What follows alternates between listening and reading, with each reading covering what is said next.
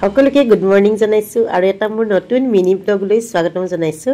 আজি ৰাতিপুৱাই আপোনালোকৰ বাবে লৈ আহিছো এটা অতি সুন্দৰ সুস্বাদু আৰু হেলদি ব্ৰেকফাষ্ট ৰেচিপি আৰু দেখি হয়তো বহুতে অনুমান কৰিব পাৰিছে আৰু এই ব্ৰেকফাষ্টটো মই কেনেকৈ বনালো আপোনালোকক জনাই আছো। বলক তেনেহলে ভিডিওটো মাজলৈ আগবাঢ়ো। এইটো হৈছে চিয়া সিডছ, সকলোৱে চিনি পায়, তথাপিতো মই যেহেতু ব্ৰেকফাষ্টটো ৰেডি কৰিছো ইয়াৰ পৰাই, গতিকে দেখুৱাই দিছো। নতুন হৈ আছে টেমাটো, একেবাৰে সুন্দৰকৈ এয়া মই টেমাটো খুলি ললো। খুলি পেলাই এয়া 2 চামুচ জোখাৰে দি দিছো এই গ্লাছৰ বাউলটোত ধুনীয়াকৈ। এতিয়া মই ভিজাই থৈ দিম পানীৰে আৰু এক ৰাতি তিয়াব লাগিব দেই। তাৰ পাছতে মই বাউলটোৰ পৰা এই গিলাছটোলৈ ট্ৰেন্সফাৰ কৰি দিলোঁ চিয়া সিডছখিনি, নহ'লে ঢাকিবলৈ অসুবিধা হৈ যায়, প্লেটখন যিটো অলপ সৰু। আৰু এয়া এনেকৈ এক ৰাতি মই ভিজাই থৈ দিম আৰু নেক্সট দিনা দেখিছেনে এয়া ইমান ধুনীয়াকৈ ফুলি উঠিছে।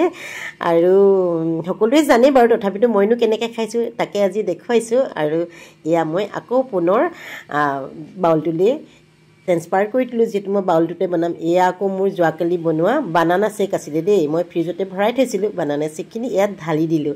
আৰু বানানাতে যিহেতু গাখীৰ চেনি গোটেইখিনি আছে আৰু কলৰ মিঠাটো আছে, গতিকে মই এক্সট্ৰাকৈ আৰু ইয়াত চেনি দিয়া নাই। আৰু মই যিহেতু আজি এনেকৈ খাইছোঁ তেনেকৈ দেখুৱাইছোঁ। মই আকৌ ৰেচিপি বনাম বুলি ৰেডি কৰি নলওঁ দেই, মই যেনেকৈ খাওঁ তেনেকৈ দেখুৱাই দিওঁ। এয়া পাছত মই মেংগো টুকুৰাকৈ কাটি ইয়াতে দি দিছোঁ। ইমান যে সুস্বাদু আৰু হেল্ডি হয় নহয়। ৰাতিপুৱা যদি এনেকৈ আমি ব্ৰেকফাষ্টটো কৰি দিওঁ দিনটোলৈ আৰু টেনশ্যন নাথাকে, আপুনি কাম কৰি থাকক আৰু যি কাম ক'ৰবাত ওলাই যাবও পাৰে।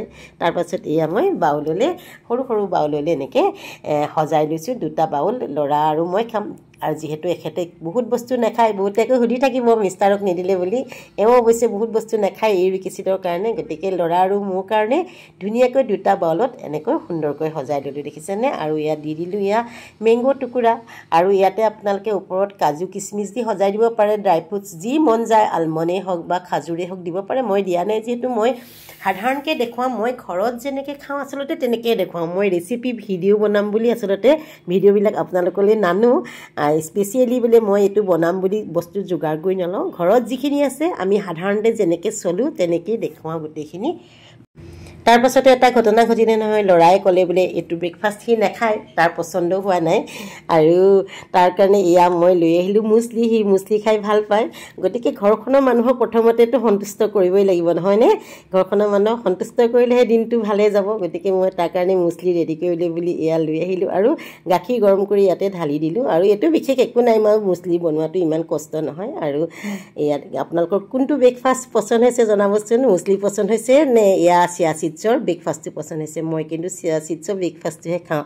আৰু এটা বাতি মই থৈ দিম আৰু ল'ৰাকো এনেকৈ সুন্দৰকৈ দি দিলোঁ। আৰু সি কেমেৰাত নোলায় যিহেতু মই অকণমান দেখুৱাই দিলোঁ, আৰু মইহে কেমেৰাত ওলাওঁ, মইহে কৰি থাকোঁ এইবোৰ, গতিকে ধুনীয়াকৈ দেখুৱাই দিলোঁ আৰু সজাই দিলে বৰ ভাল লাগিলেহেঁতেন নহয়নে। তাৰপাছত এডিট কৰোঁতেহে মই ভাবিছোঁ। আৰু এয়া আহি গ'লোঁ কেমেৰা সন্মুখলৈ। আৰু এটা বাতি মই খাম আৰু এটা বাতি মই ফ্ৰিজত থৈ দিম, পাছত খাম, কাইলৈও খাব পাৰে। আপোনালোকে ৰাখি থ'ব পাৰে দেই ফ্ৰিজত, এনেকৈ বনাই পেলাই থৈ দিব পাৰে। আৰু এয়া দেখিছেনে ইমান ভাল লাগিছে, একেবাৰে ঠাণ্ডা ঠাণ্ডা লাগিছে। গৰমত যদি এই ব্ৰেকফাষ্টটো আপুনি খাই দিয়ে নহয়, সঁচাকৈ দেহা হাত পৰি যায় আৰু আমাৰ স্বাস্থ্যৰ পক্ষেও বহুত ভাল। আপোনালোকে হয়তো খায়েই, বিভিন্ন পদ্ধতিত খাব পাৰে। মইনো আজি কেনেকুৱা পদ্ধতিত খালোঁ তাকে দেখুৱালোঁ। আজিলৈ ভিডিঅ'টো ইমানতে সামৰণি মাৰিছোঁ। কেনেকুৱা লাগিলে ভিডিঅ'টো জনাব। আজিলৈ tata, bye bye, thank you so' much.